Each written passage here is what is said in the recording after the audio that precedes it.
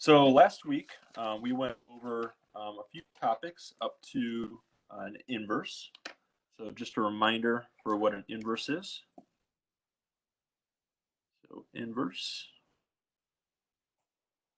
we have A times its inverse. So A to the negative 1 is just going to equal that identity matrix. So A times its inverse, matrix multiplication, we get the identity. So we'll do an example of calculating the inverse matrix. So there are a couple ways to do this. My favorite, going up to 3 by 3 matrices, is just to solve this problem here. So if we have our matrix, so if we were to get this to reduced echelon form on the left, then we would have our solution to this equation here, 1, 0, 0. Now, if we did the exact same thing on the left, and we had our vector as 0, 1, 0, we would solve for that on the right. And similarly, if we did the exact same on the left side, we could solve this equation for 0, 0, 1 on the right. So what I like to do is the method where you just put them all in there. So if we were to solve for the reduced echelon form on the left side, then we would end up getting our inverse matrix on the right side. So let's go ahead and do that. So let's get rid of that 3 in the first row. Minus 7, 2, 1, negative 3. And then all we're doing here is subtracting 3.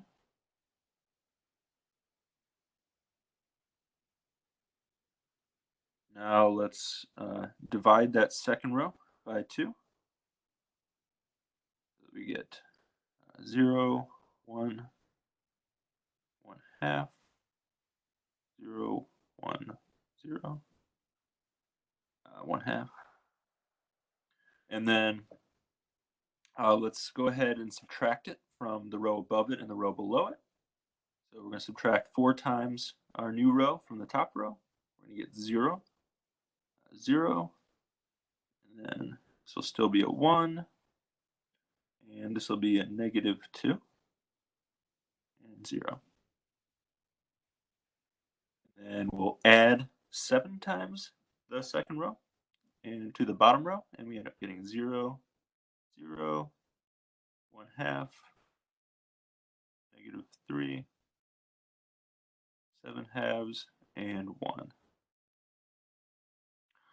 And then the last thing we need to do, so I'm going to take the top row is done. We're already in reduced echelon form on the left.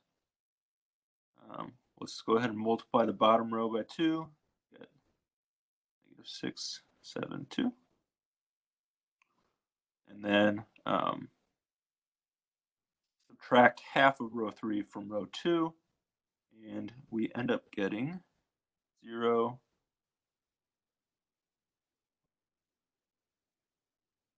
3,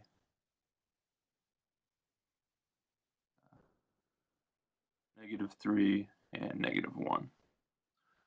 So you can see that if this is a valid method, then our new A inverse is going to be this matrix here. So let's go ahead and try it out, see if it's an inverse. So A times A inverse should equal the identity matrix. So let's take 1, 0, 3, 4, 2, 5, 2, 1, 3, and multiply that by 1, 3, negative 6, negative 2, negative 3, 7, 0, negative 1, 2. And we can fairly quickly see. So if we're doing the first row first, we get 1 plus 12 is 12 minus 12. 1 plus 12 minus 12 is 1, sorry.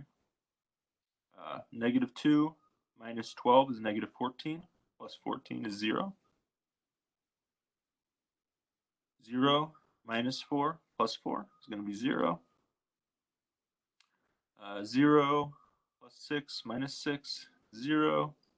0 minus 6 plus 7 is 1, and 0 minus 2 plus 2 is 0.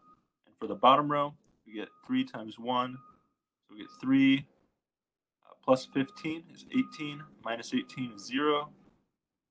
Negative 6 minus 15 is negative 21, plus 21 is 0.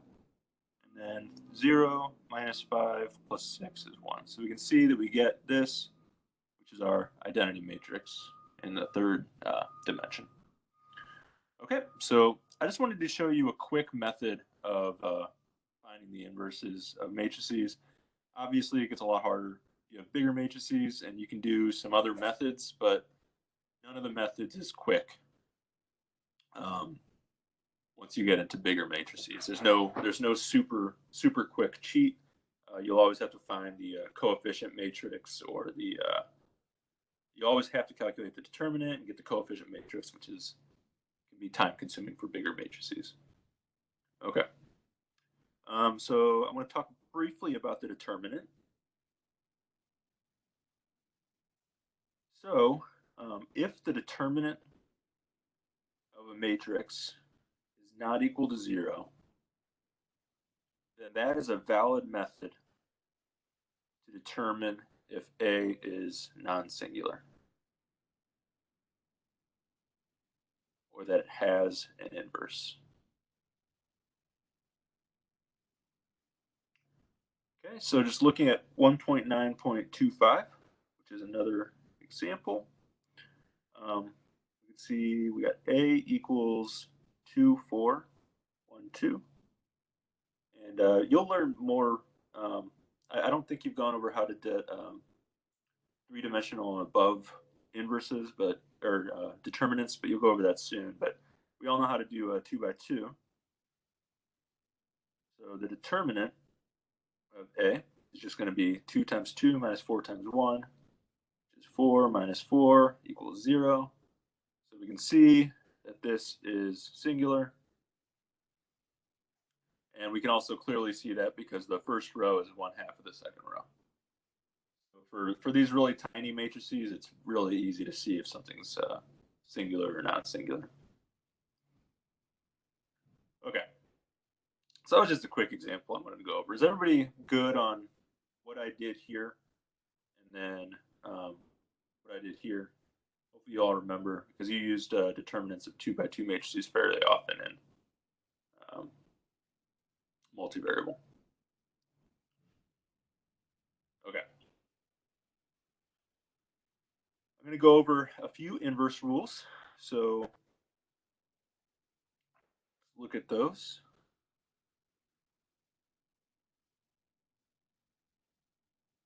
So there are a number of rules, but the two ones that aren't immediately obvious are that AB inverse. So this is assuming that A and B both are invertible. So if A has an inverse and B has an inverse, then the inverse of their product is going to be the reverse product of their inverses. And then also, if we have a transpose matrix and we want the inverse, that is going to be the inverse of A transpose. So these two are interchangeable. So let's go over an example, just demonstrating those rules. So let's look at 1.9.39, where Q equals CTAT. And we want Q inverse given C inverse equals -1, 1, 1, 2. A inverse equals 3, 0, 1, 2. Okay. So the first thing we're going to do, so if we write out Q inverse, we know that that is going to equal CTAT inverse. And then using our first rule up here, we can see that this is going to equal AT inverse times CT inverse. But we don't have AT inverse and CT inverse. We just have C inverse and A inverse. So let's go ahead and see that those are, using our second rule, the same as A inverse transpose times C inverse transpose. So now going through, so C inverse transpose is going to be equal to C because it's symmetric. And A inverse transpose is going to be 3102. So now all we have to do is do the product. So Q inverse is going to equal A inverse transpose times C inverse transpose, which is going to be 3102 times -1112, which will give us -3135. So this is the inverse of Q. So nothing too complicated there, but that'll become a little more valuable once you start really manipulating linear systems of equations in more complicated ways than just adding and subtracting from one side or the other. Okay. So, does anybody have any questions on that?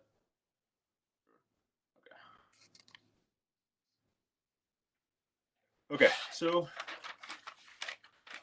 a really important concept is to combine kind of everything we've talked to over the last two recitations. So there are 5 equivalent properties where if one of these is true, all 5 of these are true. The first is just A is non-singular. And remember last time we said that if A is non-singular, then A's columns, so the column vectors in A, are a linearly independent set. I just mentioned that that means that the determinant of A does not equal 0. Talked about last time that if A is non-singular, then AX equals B as a unique solution for any B vector. And then the fifth, we did from yesterday and today, is that A is invertible. So if any one of these is true, then the other 4 are all true, which is very valuable, which you'll see as we kind of move along in the course. Okay. So does anybody have any questions on any of these 5 properties?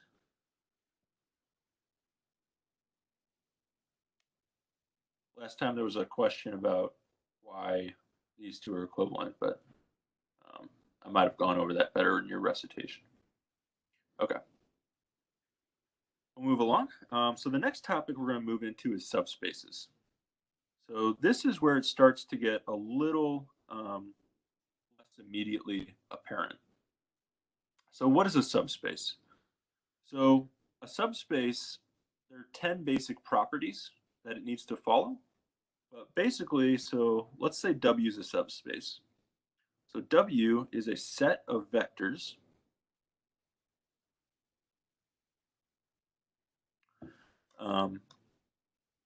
it's a set of vectors.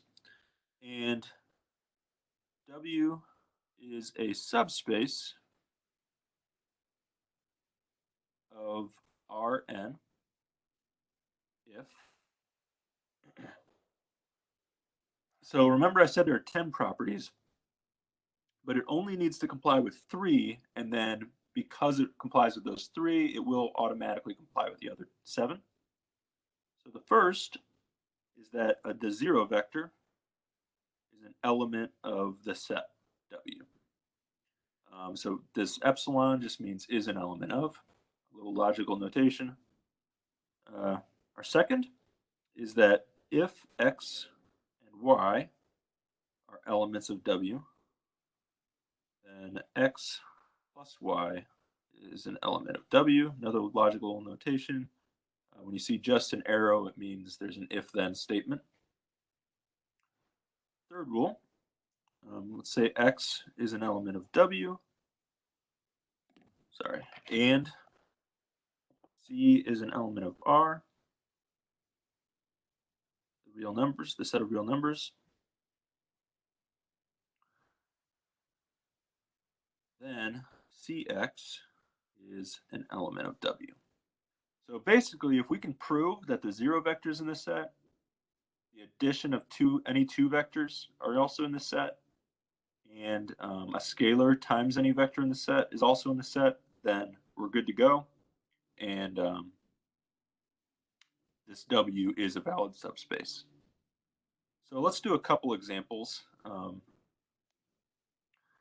first, let's look at 3.2.7. So we can see W equals the set of x element of R2 such that x1 squared plus x2 equals 1.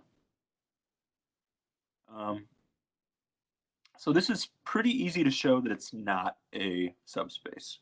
So first, let's check our first rule up here. So let's look at the zero vector 0, 0. This would imply that 0 squared plus 0 equals 1, which it does not. So we've already shown that the zero vector is not an element of W. So W is not a subspace.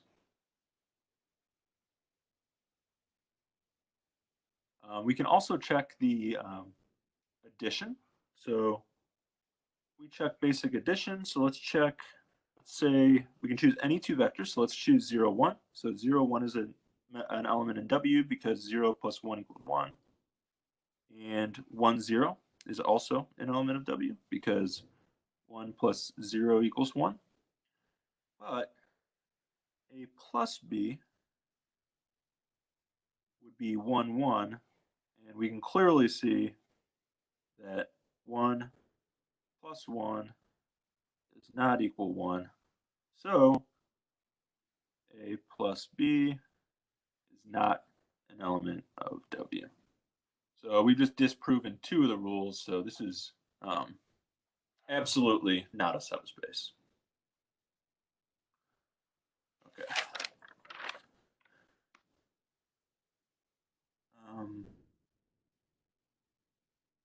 Okay, let's go into another example. This one will take some space, so I'm going to flip over to the next set of paper. Okay. So let's do 3.2.18.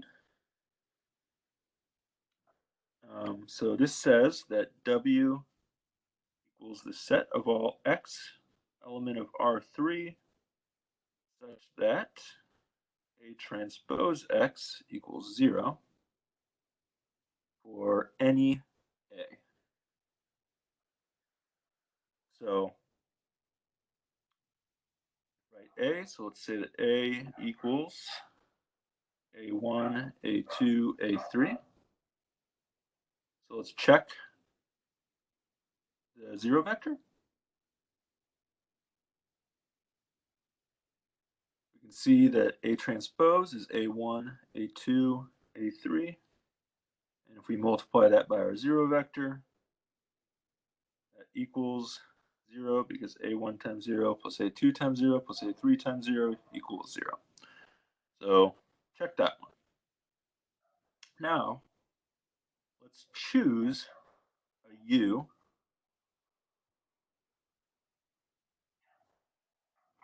and a V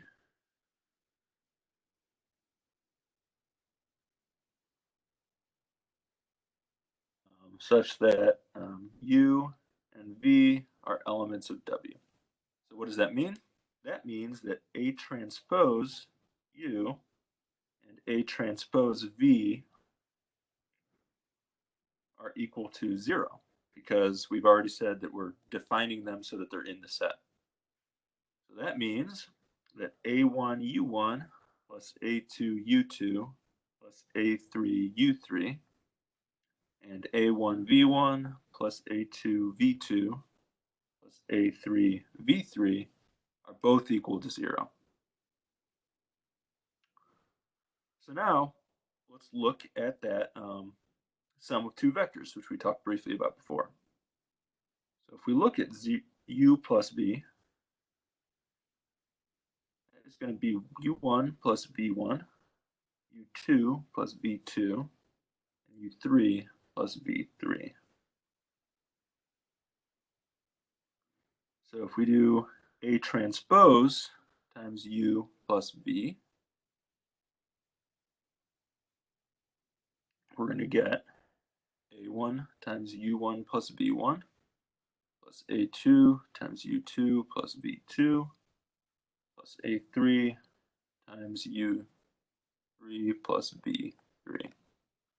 And if we rearrange those, then we can see that that's equal to A1U1 plus A2U2 plus A3U3 plus A1V1 plus A2V2 plus A3V3.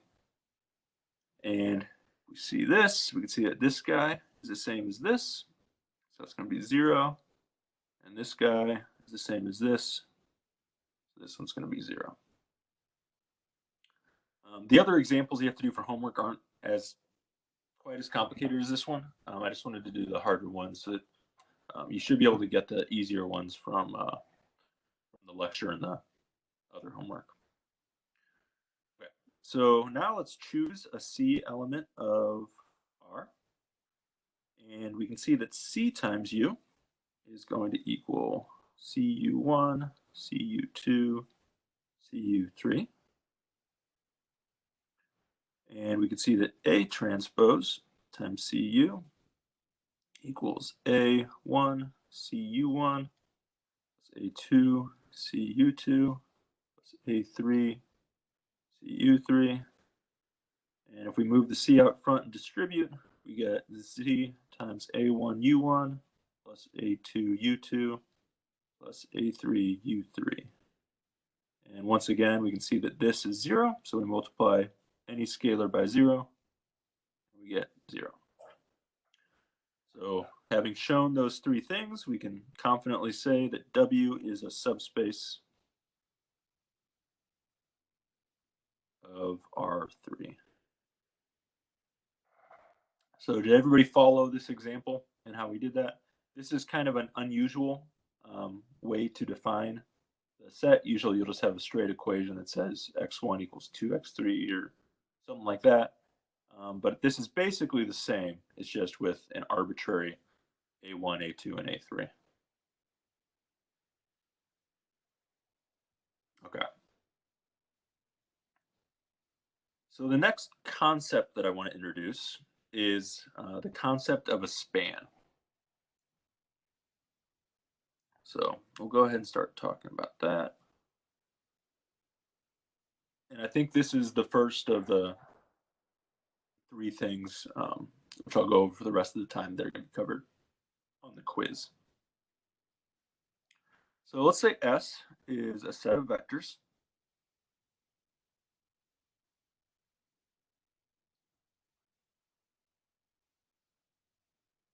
We say that the span of S is the set of linear combinations of the vectors in S. So it's a set of linear combinations. So if there's any combination of V1 through Vp that you can use to create another vector, then that other vector is in the span of S. So how do we use that?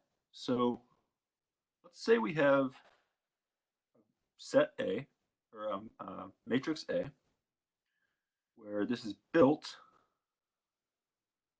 from those vectors above. And we say that the span of S is the set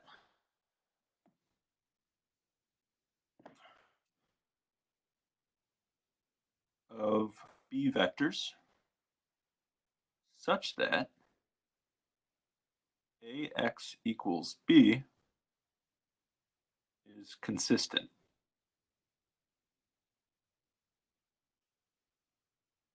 So we talked about consistency last week, so we're seeing it again. This is very important for this portion of the class. So the X vector can be anything we want. What we're interested in is the B vector that is consistent.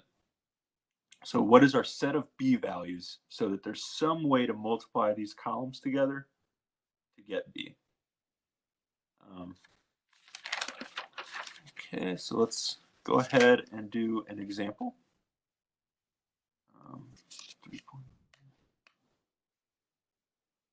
Okay. We'll do 3.3.14 because it's an even number without an answer in the book. So S is the set with V and W in it, where V equals 1, 2, 0, and W equals 0, negative 1, 1. Y is an element of the span of V and W, which is just the set S, if Y equals x1V plus x2W, where x1, x2 are elements of the real numbers. So we need to find any combination of any form of this equation so that we have a valid y. So to do this, this is just basically exactly how we did the consistency problem last time. So we set it up, and we have our y values. And we just go through, get rid of that 2, 0.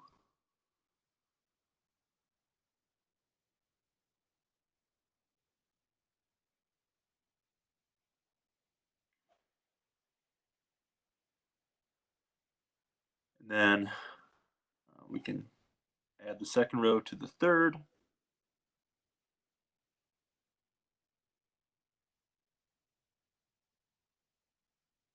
We get 0, 0, y3 plus y2 minus 2y1.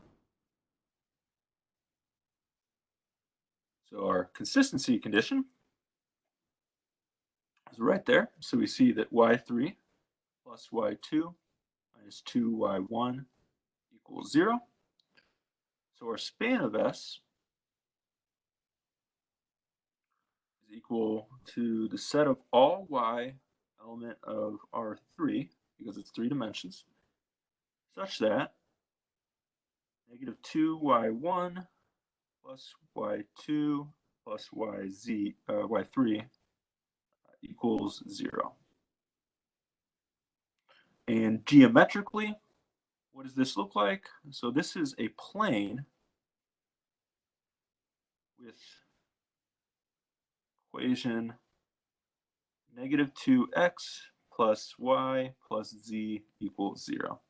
So if we were to draw this, then any x, y, z that falls on that plane would be a valid solution to this problem. So anything on that plane is within the range of these two vectors, which makes sense because if you take two vectors, those two vectors are going to create an angle on a plane, and there's no way you can get any vector normal to that plane. So it's going to have to be a vector on that plane when you do the linear combination. Okay, does that make sense to everybody? Okay. All right, we're going to go into two related topics now. So we're going to do the null space,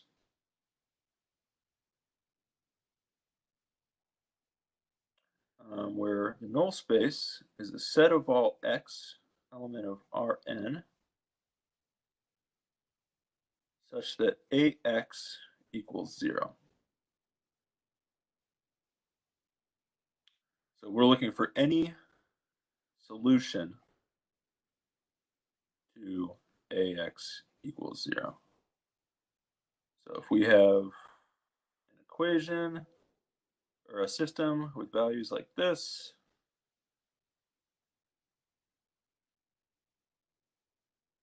then our set of any solution to this, where we have x1, x2, x3, so we'll have a three-dimensional solution. So you'll notice that if we have a linearly independent set of vectors, or a non-singular matrix, then say A is non-singular, then the null space of A is only going to be the trivial solution. And that is in our definition of what non-singular and linearly independent mean. So this is the set of, a matrix is only non-singular if the only solution to this equation is the trivial solution, so the zero vector.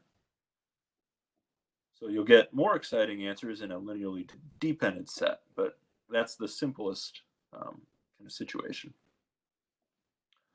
So the second topic, very related, is what's called the range.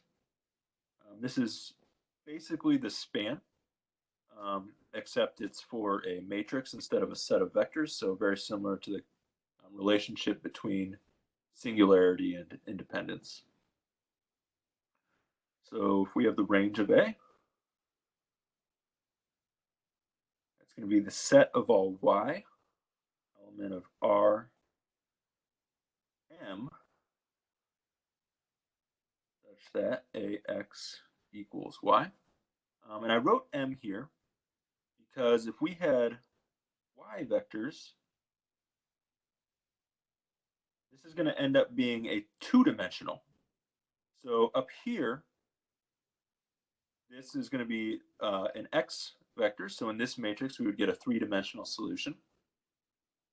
But down here, since we're looking for the y, we're going to end up with a two-dimensional solution. So these are two different kinds of problems. We can solve them together, but we're solving for two very different things. Okay, so we're looking for y if Ax equals y is consistent. So we're looking for any y that is a linear combination of the vectors. Okay, so let's go ahead and do a few examples. So first, let's look at 3.3.27. So we have A equals -1, 2, -6.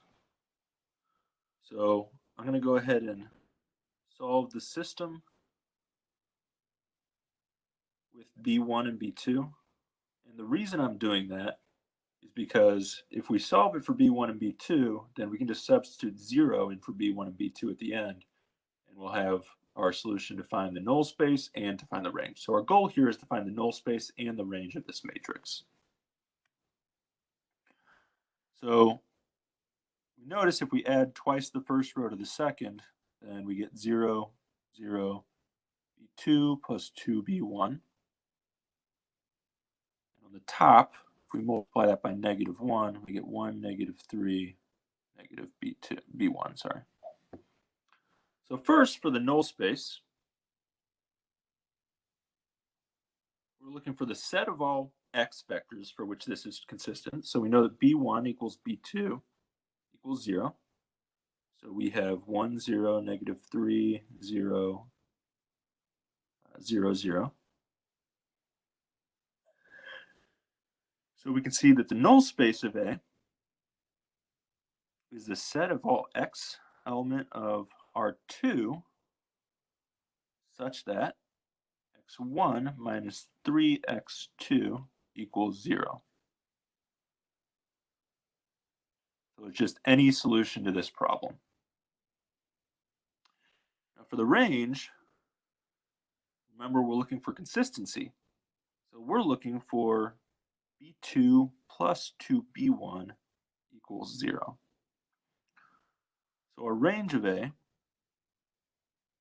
going to be the set of all b vectors, element of R2, such that b2 plus 2b1 equals 0. So you'll notice that both of these are lines in 2 dimensions, representative of their spaces for the specific problem, but they're two completely different lines.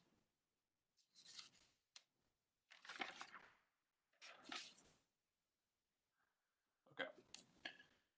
Let's go ahead and do another example.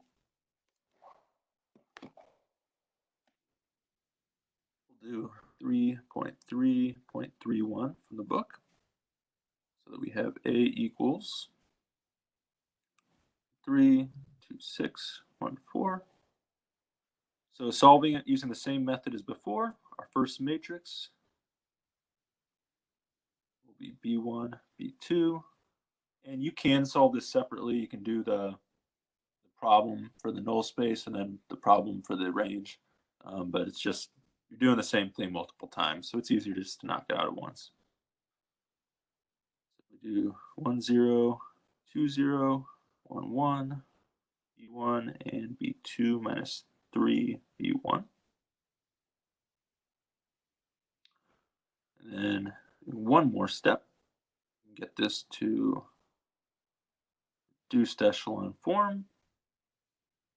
B1 minus B2 plus 3B1 and B2 minus 3B1. So for the null space, our matrix will just look like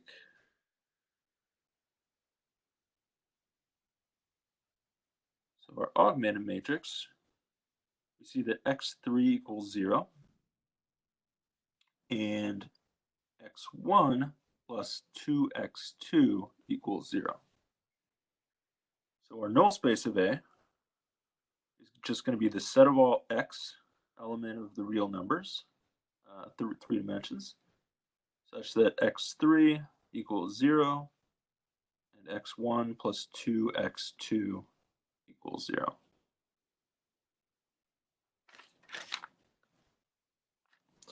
And then our range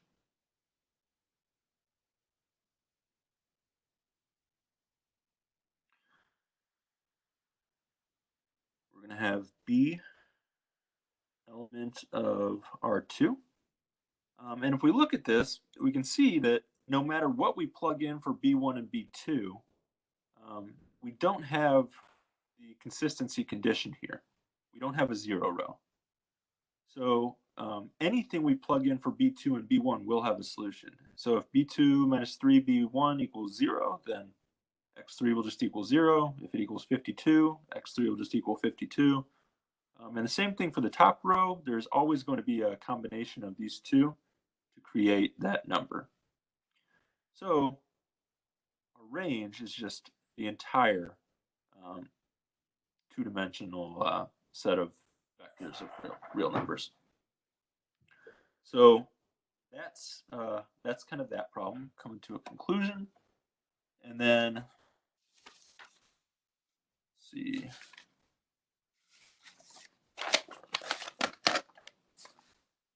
I can do 3.37 or 3.47. Has anybody looked at the homework and know which one they'd like me to do?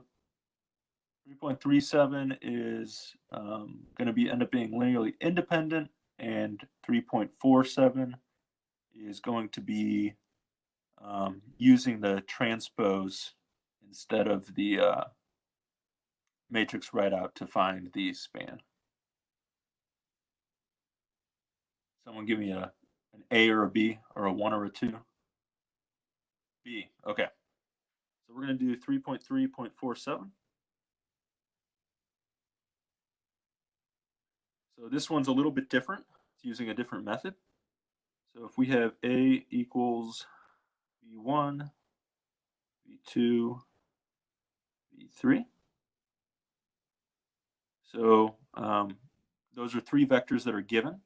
So those three vectors are -2, 1, 3, 2, 2, -1, and -2, 7, 7. So in order to solve this, we could do what we just did, or because the row space of the transpose is equivalent to the column space of the original matrix, we can have that, we can take the transpose. So the transpose is -2, 2, -2, 1, 2, 7, 3, -1, 7. And we can manipulate this matrix to get, taking the first row from the second and third, we get 0, 3, 2, 0, 9, 6. And then doing one more, just subtracting 3 times the second from the bottom one.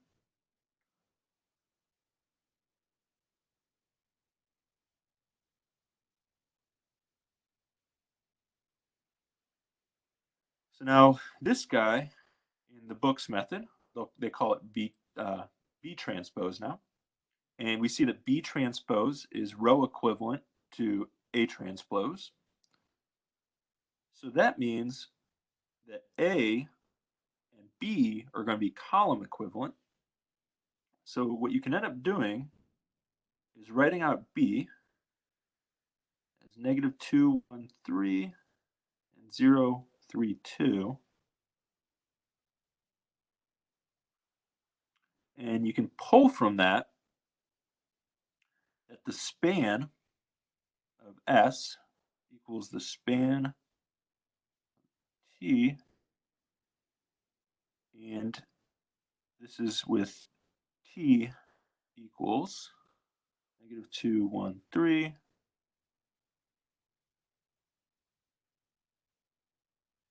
0, 3, 2.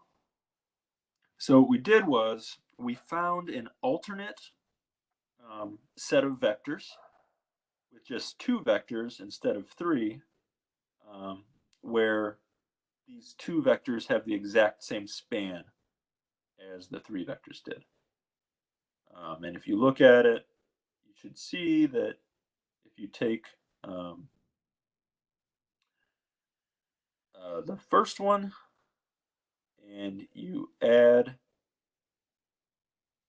2 times the second vector, so if you add 2 times 0, 3, 2 to -2, 1, 3, you can get -2, 7, 7. And if you take -2, 1, 3, you get 2, -1, -3. And if you add 0, 3, 2 to that, then you get this other vector right here. So we've created a set with only 2 vectors that has the same span as the one with 3 vectors. And I think I'm going to go ahead and stop it there. Did anybody have any questions over the content from today?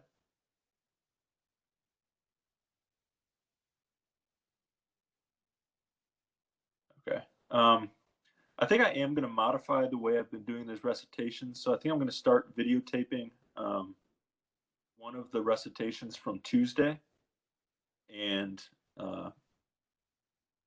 just end up doing one full recitation and then using the rest of the time as office hours.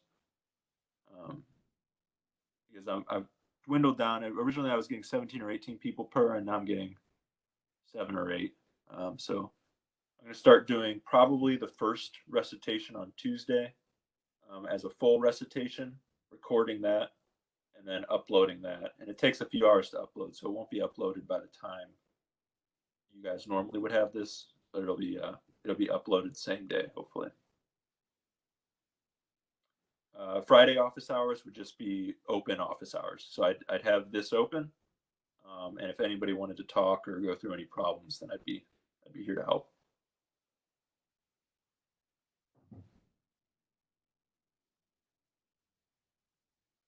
Oh, so they're the exact same time. So the Friday is at 12 and 1. So Tuesday and Friday it's at 12 and 1. So I think I just recorded this session, so I'm probably gonna upload this session hopefully today, maybe tomorrow. It takes a really long time for WebEx to show the videos, but I'll upload that, and then that'll be the last full recitation I go through. But I'll still be available on Friday if anybody does have any questions. And I'll shoot out an announcement.